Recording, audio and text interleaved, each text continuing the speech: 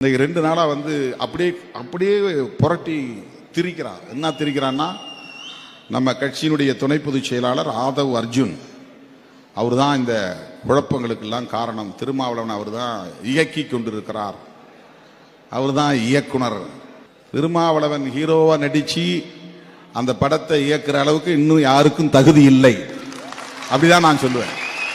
என்னை இயக்குவதற்கான இயக்குனர்கள் இங்கே யாரும் இல்லை.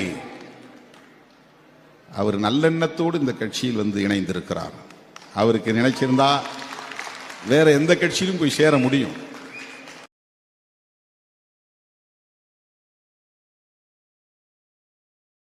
இன்னைக்கு 2 நாளா அப்படியே அப்படியே புரட்டி திரிக்கிறான். என்ன திரிக்கிறான்னா, நம்ம கட்சியினுடைய துணை பொதுச் செயலாளர் ஆதவ் அர்ஜுன் அவர் தான்